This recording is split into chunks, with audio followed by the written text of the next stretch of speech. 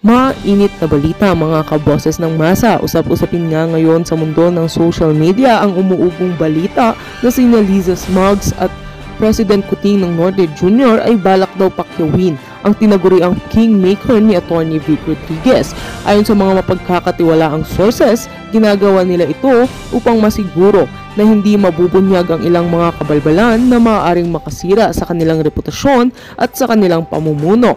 Nais umano ng mag-asawang Marcos na magtakda ng isang estratehiya upang mapanatili ang kanilang kapangyarihan at impluensya. Ang kingmaker na si Atty. Vic Rodriguez ay kilala bilang isang pangunahing personalidad sa politika na may malalim na kaalaman sa mga lihim ng iba't ibang mga politiko. Sa pamamagitan ng pagkuha sa kanya, umaasa ang mga Marcos na mapigilan ang anumang impormasyon na makakasira sa kanila mula sa paglabas sa publiko. Sa kanila ng mga hakbang na ito, marami pa rin ang nagdududa at nagsasabing dapat pa rin managot ang mga Marcoses sa anumang mga katiwalian na maaaring lumabas. Ang tanong ngayon ay kung hanggang kailan maitatago ng mag-asawang Marcos ang kanilang mga sikreto at kung may mga makakalaban na handang ilabas ang katotohanan anuman ang mangyari. Samantala, patuloy tayong magbabantay sa mga susunod na kaganapan kaugnay sa isyong ito. At heto nga ang balitang ating pagkakatutukan, ngunit bago ang lahat ay manatiling mag-subscribe at i-click ang notification bell para sa patuloy na pagtutok sa mga sulyap ng mga bagong balita dito sa Boses ng Masa.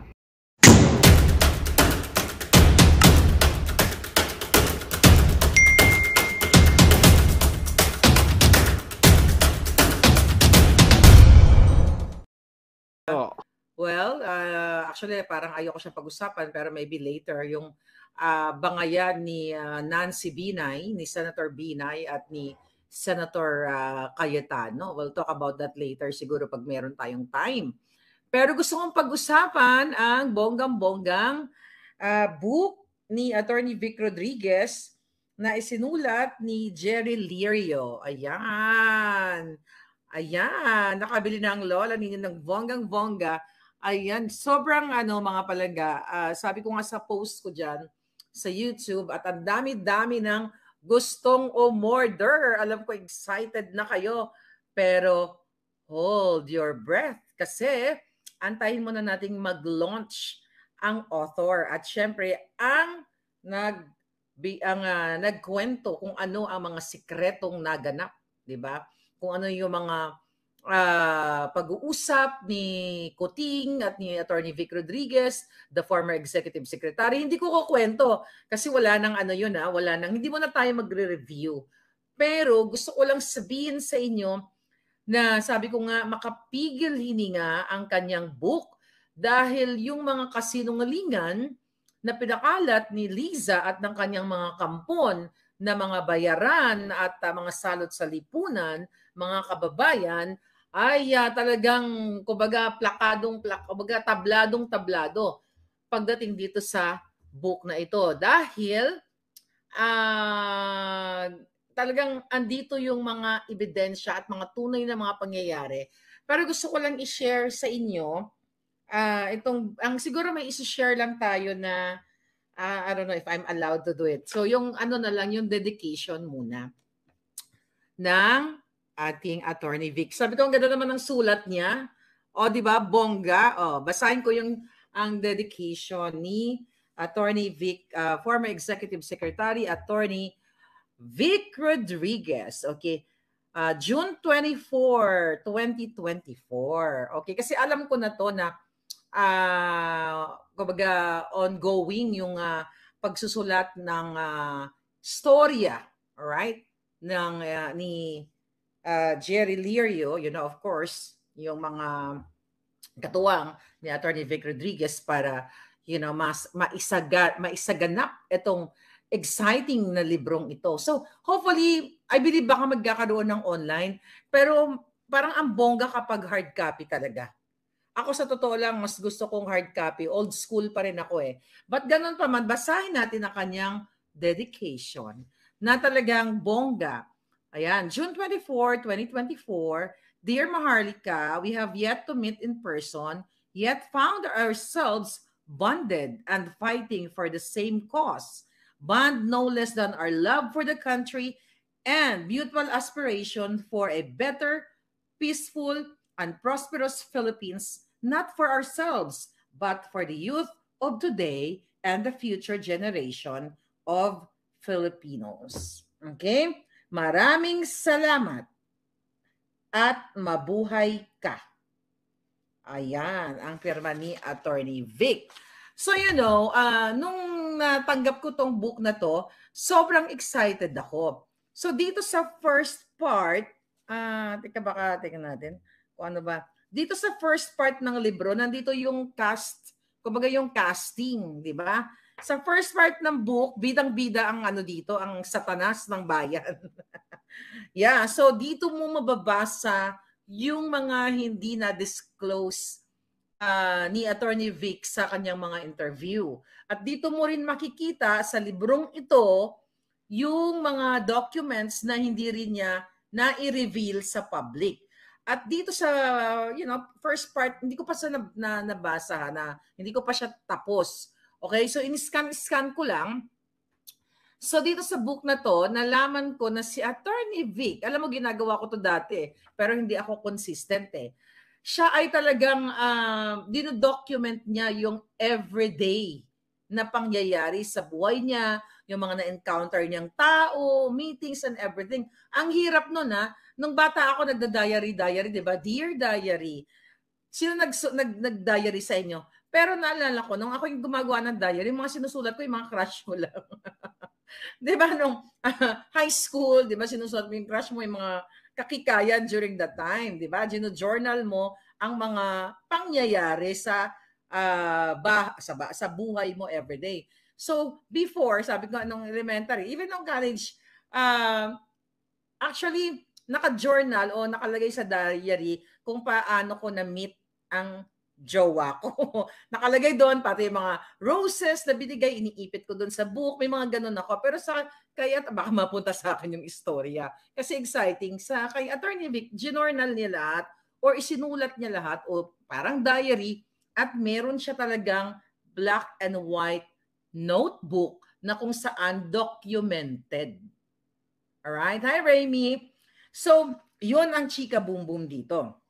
So ngayon, mga palangga, alam nyo, meron talaga kaming syempre pasensya na pero buhatin natin ng konti ang ating bangko. Meron kaming common denominator ni Attorney Vic. Nung binuksan ko tong librong ito, you know why? I think I'm not yet allowed to say kung sino itong personalidad na ito. Pero siguro kapag na-launch na nila, I will tell you, no? Merong personalidad sa librong ito na talaga ako nabigla or na surprise. Oh wow, kasi merong na isinulat dito na tinulungan ni Attorney Vic itong taong ito as a pro bono lawyer siya nitong biktimang ito na syempre kapos, walang pera, lumapit sa kanya. So itong taong ito, ang kanyang anak actually, ay tinulungan ko in a way sa pag-broadcast sa inyo yung rights nitong taong ito. Then, the reason why, this was like two years ago, no? Na-broadcast ko to sa inyo. So, itong nabanggit na personalidad na ito, pareho naming tinulungan.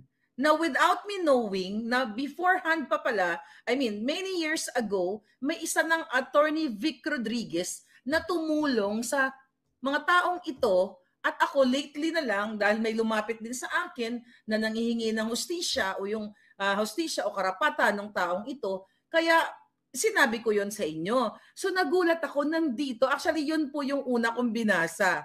Attorney Vic, kung nanonood ka, yun ang unang-una kong binasa kasi yun ang lahat malapit talaga sa puso ko yun dahil pinaglaban ko yun eh. I will tell you that story kapag na-launch na nila. But you have to have your own copy kasi this is historical, mga kababayan. So ngayon, tingnan natin. I think very limited lang ang pwede kong masabi sa inyo. Okay? Pero ang dito mababasa nyo din, actually yung iba dito, Ang iba dito or mas marami dito sa book na pag-usapan na rin natin sa vlog at talagang hindi marami, yung may mga part lang pala. Pero itong si Lisa Tanas ay talagang isa siyang reyna. Sabi ko nga, reyna sa Gimpierno. When is the launching? Tatanong natin, very soon na daw very soon na. So ito po, and also I think pwede nating ipasilip, no? Papasilip natin ng konti. Mayroon na rin si Pangulong Duterte dito, di ba, pinost natin. Pasilip lang natin ng konti, Attorney Vic, hindi ko kayo pangungunahan, but I'm just so excited. So, I think, nandito rin si Pangulong Duterte, nagbigay ng forward niya. Ayan. Ayan, tsaka na natin yan, didiscuss, but ganun pa man, you have to have it, mga palangga. Okay, so sa US, looking forward, ako yung contact nyo sa Amerika, okay? Sa akin kayo o-order ng bonggang-bongga, pero will be announced later, okay? So, available ito worldwide later on. Abangan nyo na po, ang dami talagang inquiries, talagang sa email, sa private message, tapos sa comment section, sobrang excited na ang mga palangga. Sabi ng isa diyan kanina ay sana gawa na ng movie. Why not? Pwede, ano? Attorney Vic, baka pwedeng movie. Baka naman pwede extra dyan, di ba? Frustrated actress kaya ako. Anyway, so yes. Ito yung likod. Okay? Basahin mo nga itong likod. Ito yung sabi niya dito, working hard to make Bongbong Marcos win the president in the May 2020 elections was one thing. O yan lang muna, one-liner lang muna. Ayan o.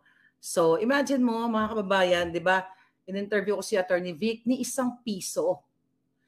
Hindi siya pinasweldo ng salot na bangag na gobyernong ito.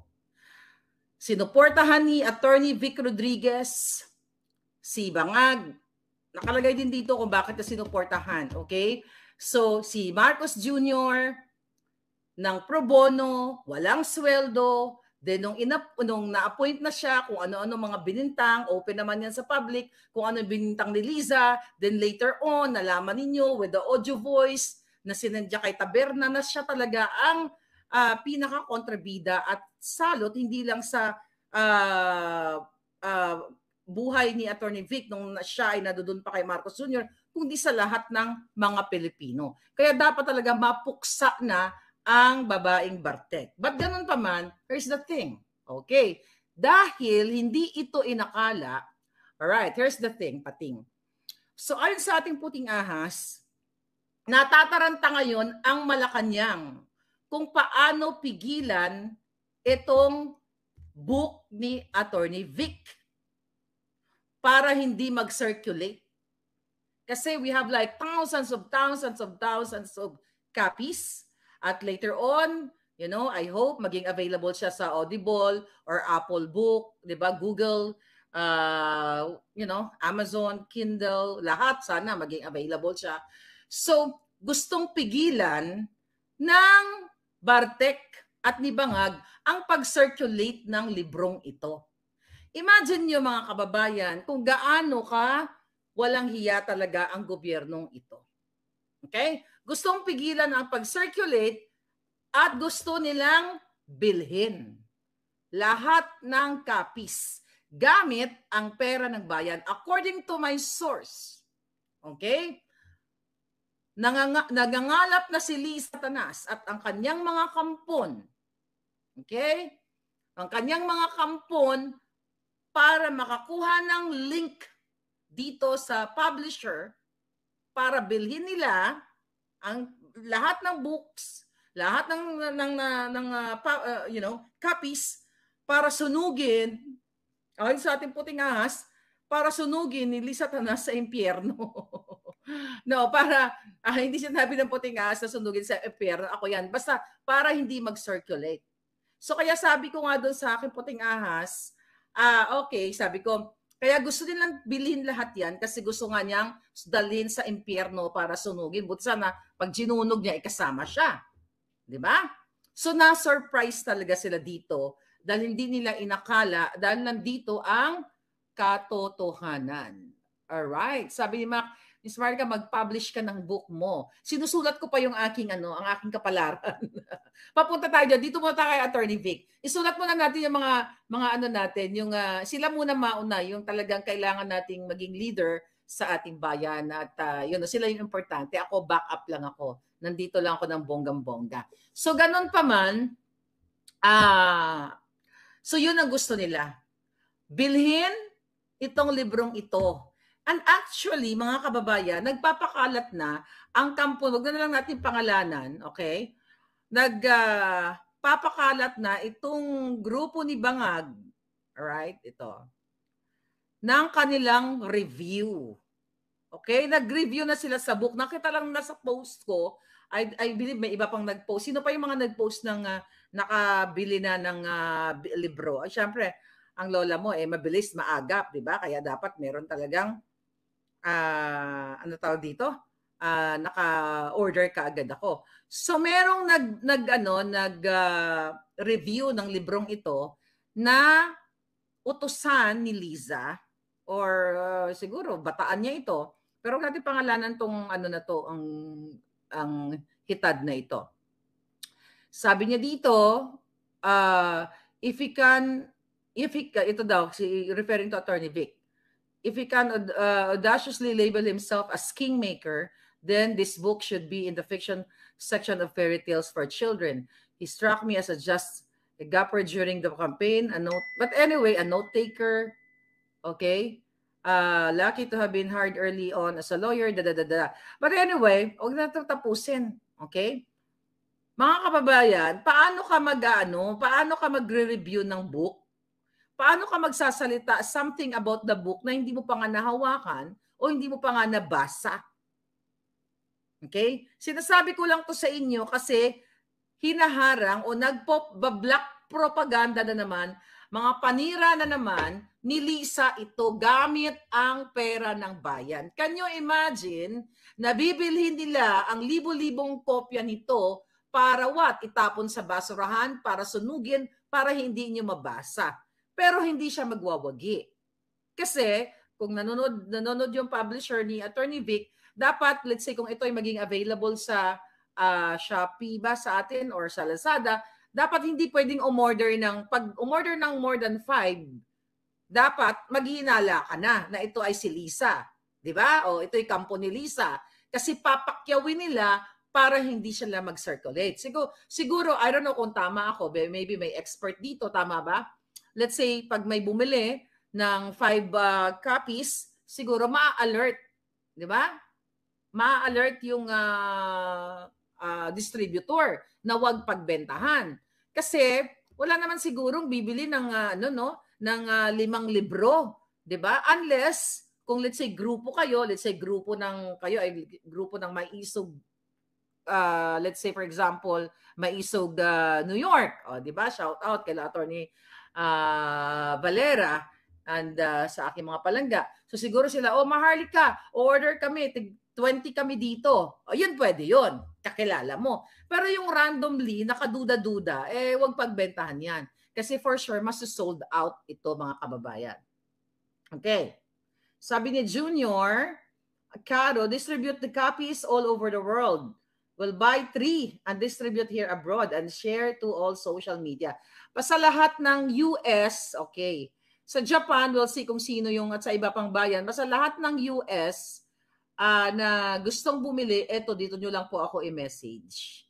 Maharlika Network at protonmail.com. So mag-message na kayo dyan sa akin. Okay? Kung ilan, information ninyo, phone number, para ipakontak ko kayo sa aking angel. Okay? Maharlika Network at protonmail.com. So mga kababayan, ganito ka paranoid or walang hiya itong gobyernong ito. Kasi ngayon pa lang ay natataranta na siya. It's the same thing na pattern na ginagawa nila na hinaharangan ang pagbabalita ng mainstream media.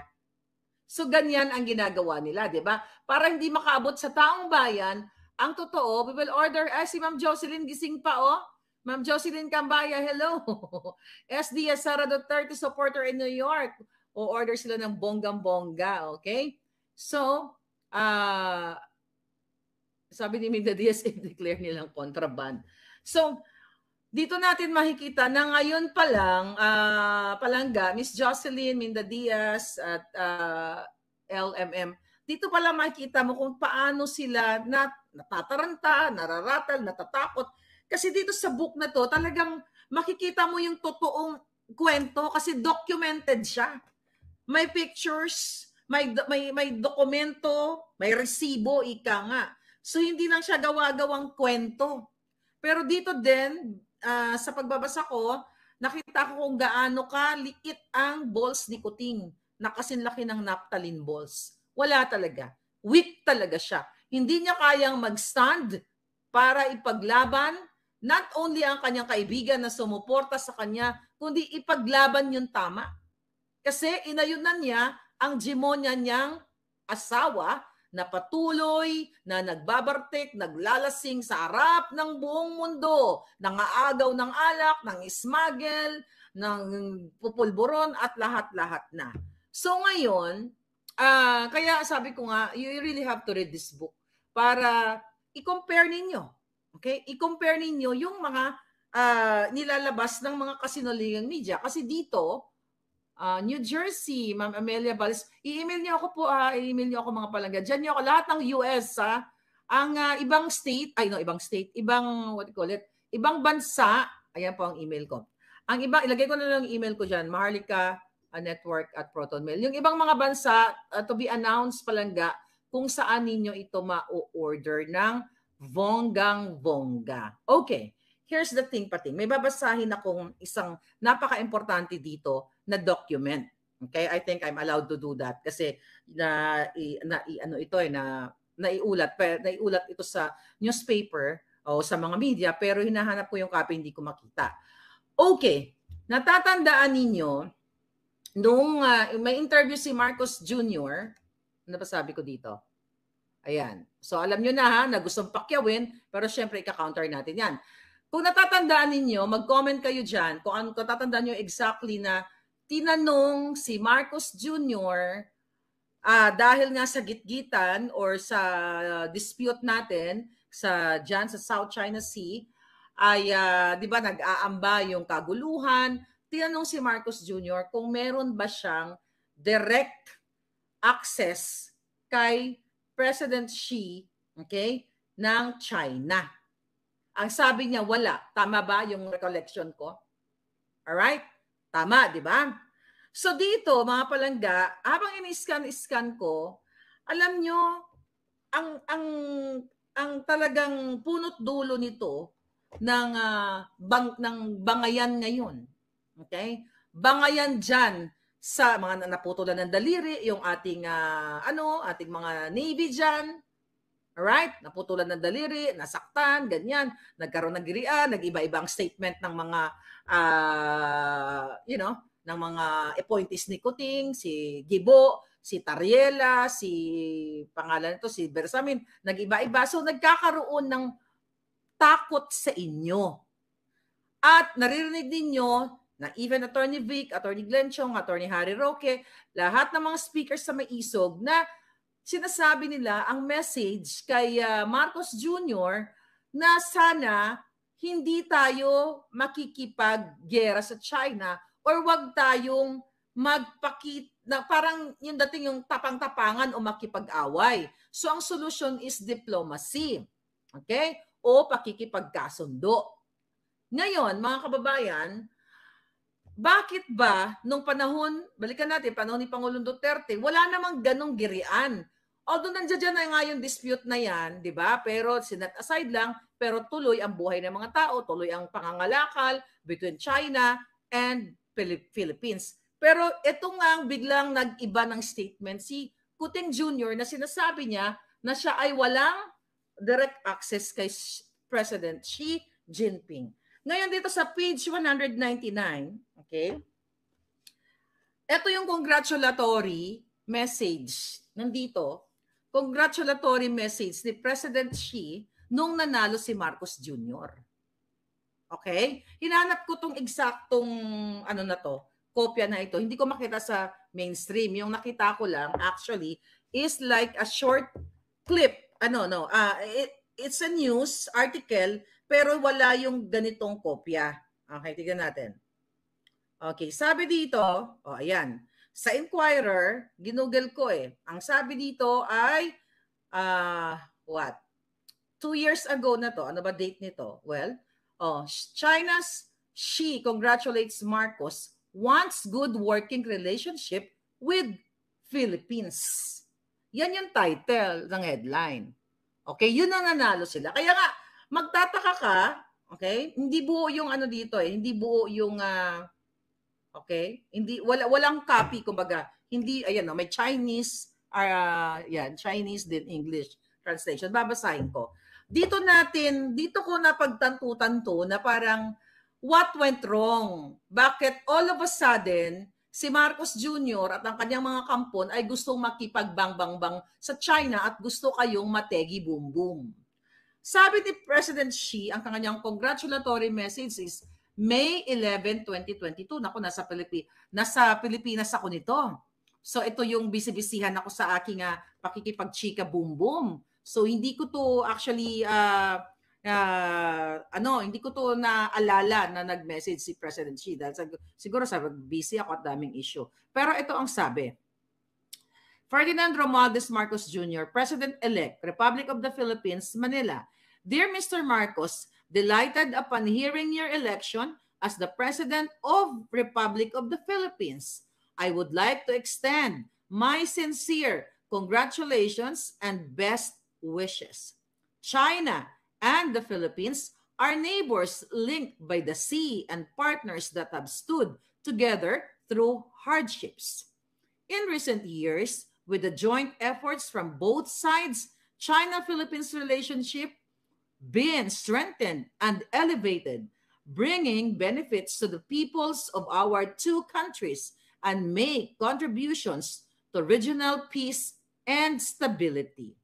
Currently, China and the Philippines are both at a critical stage of development, posing important opportunities and broad prospects for our bilateral relations. I highly value the development of China-Philippines relations. I am ready to build a good working relationship with you to preserve our good neighborliness, work for common development, and deepen our relationship of comprehensive strategic cooperation so as to bring benefits to our two countries and two peoples. May you enjoy. Magandang balita ang hatid namin sa inyo ngayong araw. Sa pagtatapos ng aming balitaan, nagbigay kami ng mga mahalagang impormasyon. Maraming salamat sa pagtutok at pagsuporta sa aming programa. Huwag kalimutang manatili sa mga susunod na araw para sa mga bagong balita at mga kwento na dapat nating abangan. Mula sa Boses ng Masa, magandang araw, Pilipinas!